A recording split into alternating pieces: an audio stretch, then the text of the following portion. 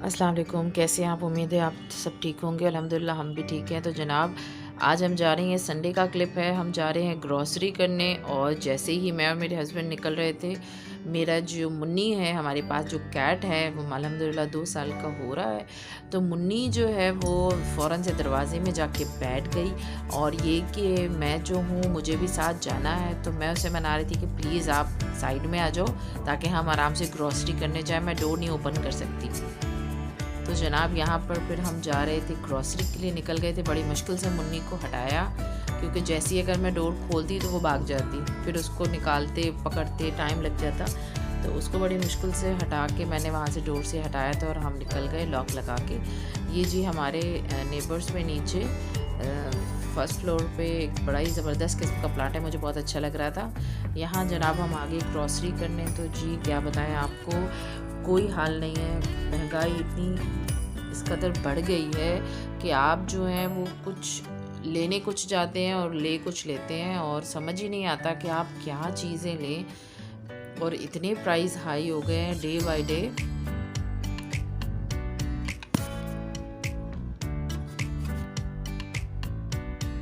तो हम यहाँ पर आ गए थे, मुझे ज़रा कुछ शैम्पू लेना था अपने हस्बैंड के लिए। तो मैं देख रही थी, रश इस कदर लगा हुआ था कि बस फ्री में चीज़ें मिल रही हैं। तो मैं ढूंढ रही थी शैम्पू शैम्पू शैम्पू, फाइनली मुझे नज़र आया। हेड एंड शोल्डर यूज़ करते हैं मेरे हस्बैंड, तो ये मैंने निकाला नीम वाला, और वो फिर मैंने डाला अपनी बकेट में।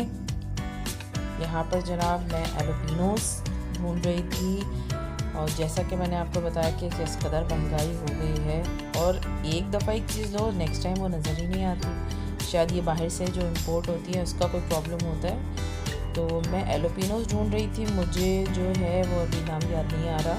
जो मुझे एलोपिनो चाहिए, कंपनी की मैं लेती हूँ, वो मुझे मिल नहीं रही थी। और यहाँ पर जो एलोपिनोज जी रखी हुई थी, बहुत सारे एलोपिनोज, ब्लैक ऑलिव और पता नहीं क्या क्या रखा हुआ था, लेकिन उसकी प्राइस, मुझे एलोपिनो चाहिए थी, मैं उसको ढूंढ रही थी, उसके प्राइसेस बहुत हाई चल रहे थे। और मैं ग्रामिश देख रही थी और अपने हस्बैंड को बता रही थी कि भाई जो मैं लेती हूँ वो तो है ही नहीं। एक ही लोकल रखी हुई थी, इसमें बड़ी बड़ी एलोपिनोज थी, तो मैं देख रही थी कितने ग्रामेज है, और ये बॉटल भी काफ़ी छोटी थी।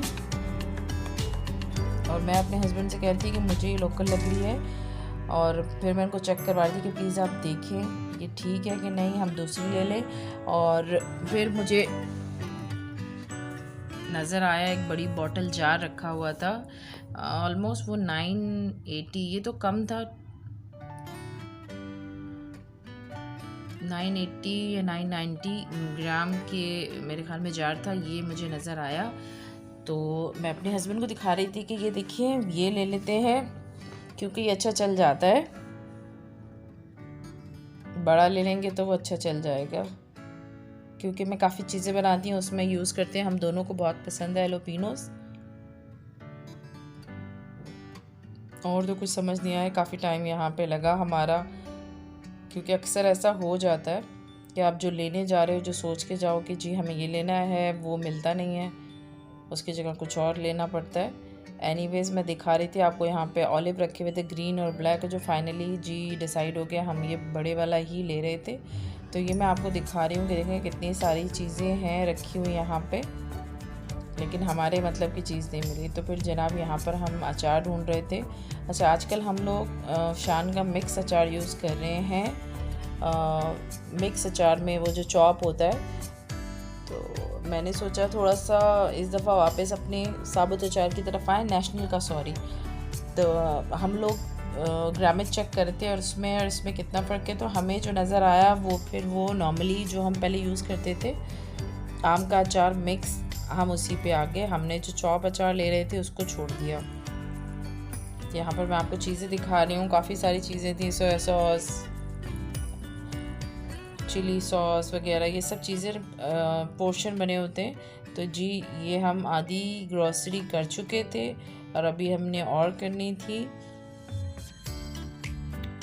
कभी कभी मैं लिस्ट बना लेती हूँ, कभी कभी बगैर लिस्ट के भी जो है वो पता चल जाता है जब चीज़ें कम हो, लेकिन छोटी छोटी चीज़ें हैं। यहाँ पर मैं बिस्किट के सेक्शन में आई थी, मुझे 2-3 बिस्किट चाहिए थे, इसके बॉक्सेस। तो जी यहाँ पे मैं पीनट लूँगी, पीनट बिस्किट और लेमन सैंडविच। हर दफ़ा डिफरेंट लेती रहती हूँ। वैसे हम ज़्यादातर जो है वो लेते हैं ज़ीरा प्लस, ओरियो,